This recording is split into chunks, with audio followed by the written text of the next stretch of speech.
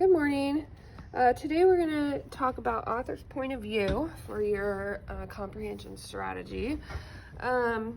This is on page 199 in the Reading Writing Workshop book, if you guys want to go grab that.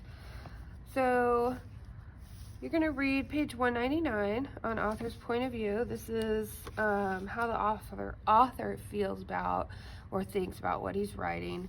Authors have a position or a point of view about the topics they write about. Look for details in the text, such as the reasons and evidence the author chooses to present. This will help you to figure out the author's point of view. Okay, so finding text evidence, that's parts, words, phrases in the text that prove to you what the author's point of view is. So here, when Judy sees her grandson in a creek surrounded by dead fish, Judy decides to fight the mining companies because they are poisoning her home and the fish. Okay, so this is the text evidence. These are examples in the text that are showing the author's point of view. This bubble says, look at the evidence the author presents. And then the author's point of view based on the text evidence, okay, the little bits and pieces that you pull out of the text that show the author's point of view. You could see that the author admires Judy Bonds for taking a stand against the coal mining companies.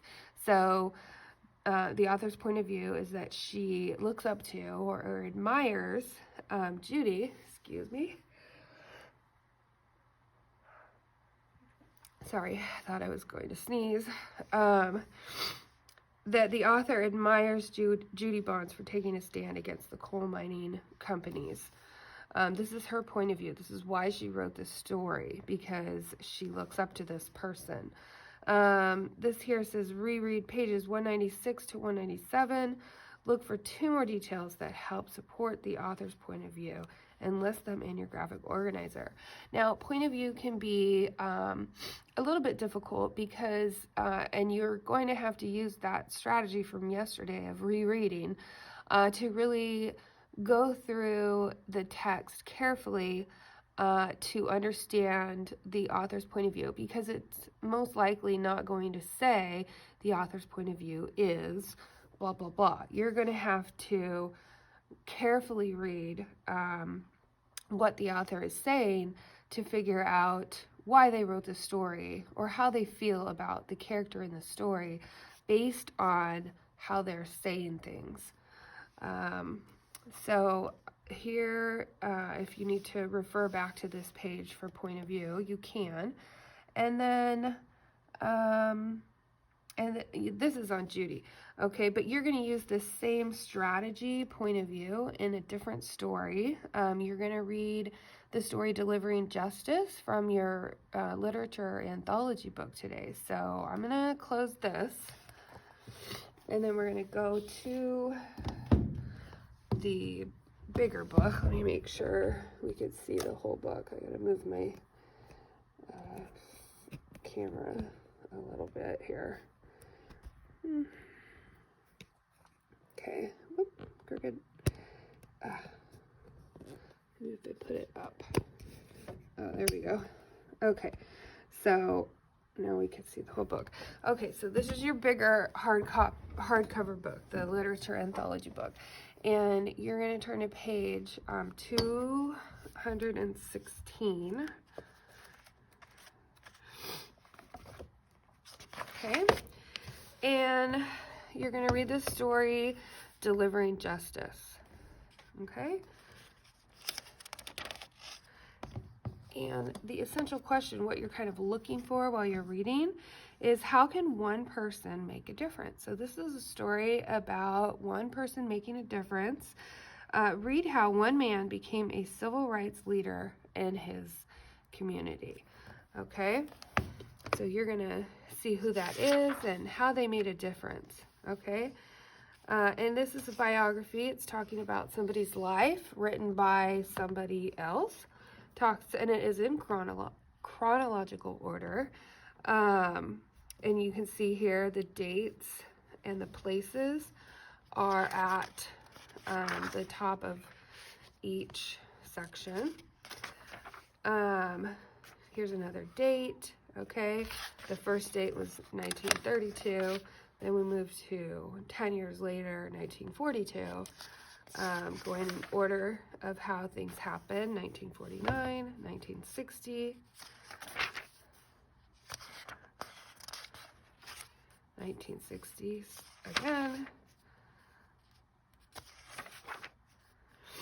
61. Okay, and that's where it ends.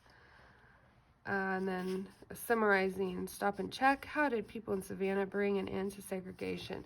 So you're going to be reading about civil rights and the man who made a difference.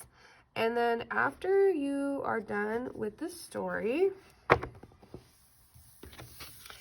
in your Google Classroom, there is this assignment posted talking about the author's point of view for the story delivering justice. And then you're going to reread on page 219 and answer this question. Wesley's grandmother was treated unfairly. It says, give proof for the following statements. So you'll have to use your rereading strategy, and then you're looking for, like we read about here on page 199, the author's point of view, and you're looking for this text evidence, okay? You're looking for these details in the text that shows how Wesley's grandmother was treated unfairly.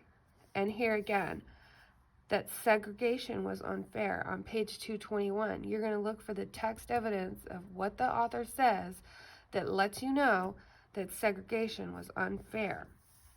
Okay? Going to do the same thing here on page 223. Wesley was responsible for many black Savannah voters. Wesley was responsible for many black Savannah voters, and you're going to write the details that proves this. Okay? Wesley believed in peaceful protests. Here's the pages where you can find that information and write the text details here that proves that Wesley believed in peaceful protests. And there's 3 more. The people of Savannah were tired of being mistreated and were ready to boycott stores. Protesters were brave and followed Wesley's belief for peaceful protest. Wesley inspired and held protests that led to desegregation in Savannah.